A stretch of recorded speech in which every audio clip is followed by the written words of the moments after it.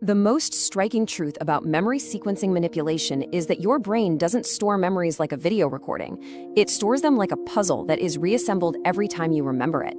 We generally assume that if a memory is vivid and feels emotionally intense, it must be true. But in high-pressure dynamics, your own imagination can be used to overwrite your history. Why does a version of events that never happened often feel more real than the truth? This is the core paradox of memory sequencing. The moment your brain's need for a coherent story is used to turn you into a witness against your own reality. So let's really get into this whole puzzle idea, because it's everything. When you think back to, say, your 10th birthday, you're not just pulling up a file on a computer called birthday_10.mp4. It doesn't work like that. Instead, your brain grabs all these different fragments: the smell of the cake, the feeling of a specific present, maybe a song that was playing, the emotion of it all. And it weaves those pieces back together, on the fly, into a story. Now, that's an incredible trick, but it also means the story has seams. And it's right there, in those seams between the puzzle pieces, where a memory can be changed. So why are we so quick to trust these super vivid memories? Well, it's just how we're wired. You know, strong emotions act like a highlighter pen for the brain. It's screaming, hey, this is important, you gotta save this. Your amygdala, the brain's emotional hub, basically puts a big red tag on these memories, which makes them feel incredibly sharp, incredibly real. And that's a great survival tool, right? You need to remember threats. But here's the catch. The feeling of certainty and the accuracy of the memory, they're not the same thing. An event can feel absolutely 100% true just because the emotion is so powerful, even if the details have been quietly tweaked. Okay, so this is where it gets active. We're not just talking about memory being a bit fuzzy over time. We're talking about how the engine of your own imagination, this incredibly powerful tool, can be hijacked. I mean, think about what your imagination does. It lets you plan, create, and see things from other people's point of view. It's basically a reality simulator. But in certain relationships, that simulator can be fed a different script, and it can run that script so convincingly that your brain starts logging the simulation as an actual memory. And that brings us back to that huge question. Why does a lie sometimes feel more real? Well, a big part of the answer is that a fabricated story is usually cleaner. The real truth is almost always messy, it's confusing, it's got contradictions. But a manipulated narrative? Oh, it's designed to be perfectly coherent. It explains everything away. It assigns clear blame. It resolves all the emotional tension. And your brain, which absolutely craves order and loves making sense of things, can find that clean, simple story way more satisfying, and because of that, more believable than the complicated, uncomfortable truth. All right, so to really unpack all of this, here's our game plan. We're going to start with the puzzle of memory itself. Then we'll dive into something called the historian's trap. After that, we'll break down the exact 3-step process for rewriting the past, look at the psychology behind it, and finally, we'll cover the steps you can actually take to reclaim your own story. Okay, let's jump right into section 1, the puzzle of memory.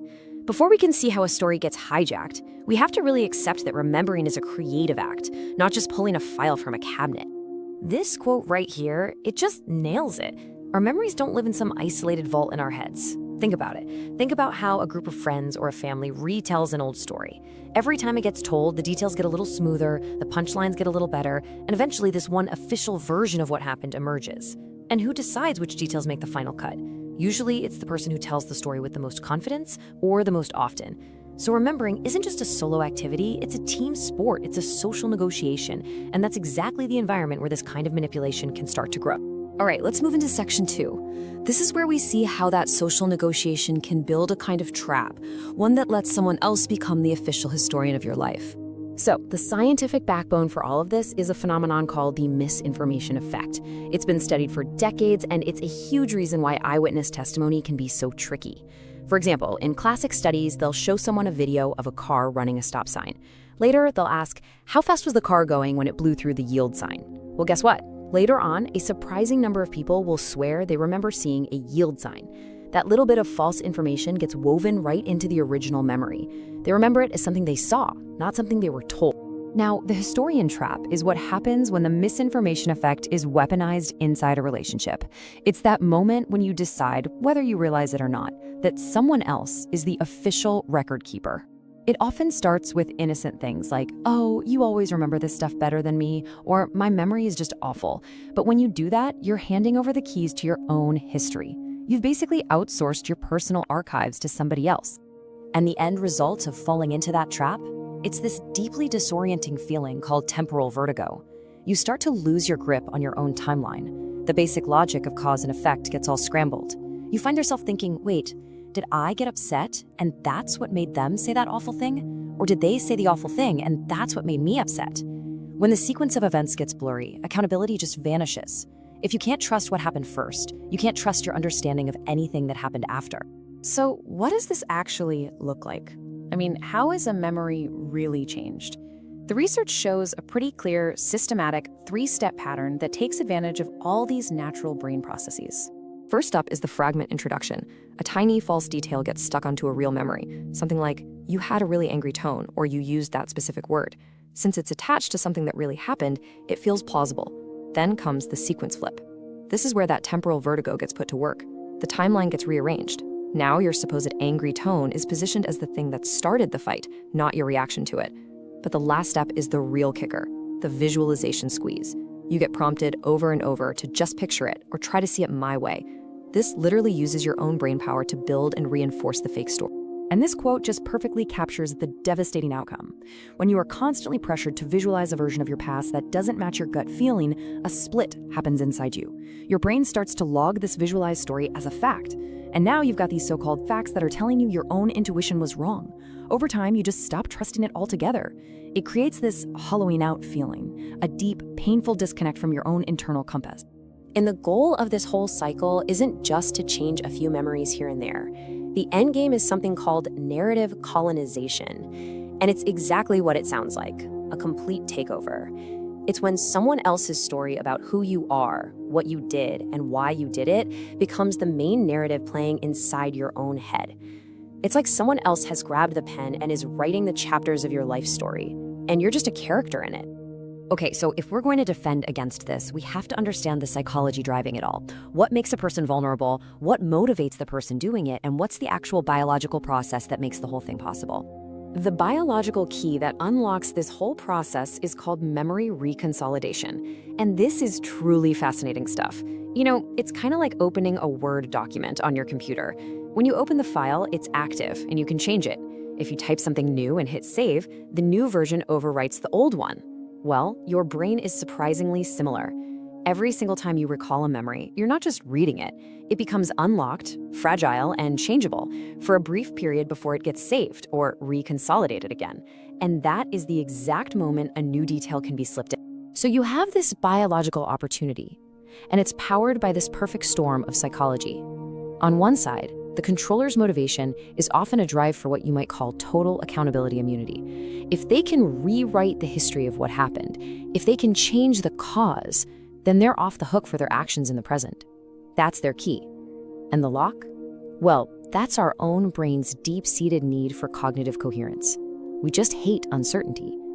The feeling of I don't know is so uncomfortable that we'll often grab onto a well-told lie over a confusing truth, just because the lie gives us a complete story.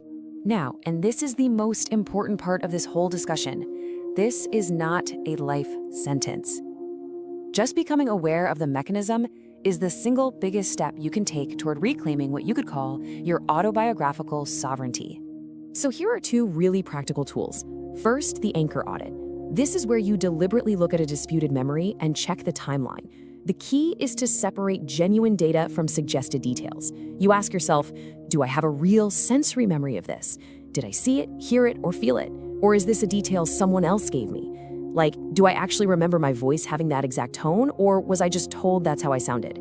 Second is source monitoring awareness. This is about noticing how you know something. When a memory pops up and feels super vivid, instead of just accepting it as true, you learn to pause and ask, where did the information for this memory come from? And using those tools leads to this huge mindset shift. We're all taught that having a great memory is a sign of being smart and forgetting is a flaw. But in these situations, saying the words, I don't actually remember that, becomes an active power. It's a boundary. It's you refusing to let someone else's story fill in the blanks in your own. It slams the door shut on the misinformation effect and protects your own honest version of the past, even if it's incomplete. And this phrase right here says it all. Accepting that there are gaps in your memory, living with that uncertainty, is an act of real intellectual and emotional honesty. That honest gap is so much more real and so much more valuable than a perfectly complete fiction that was built to serve someone else's agenda. Your authentic "I don't know" is more powerful than their confident lie. So let's end on this note. Your history is yours. It doesn't belong to anyone else. It's not a collaborative project that's up for debate. You are the only person who has the authority to narrate your own life.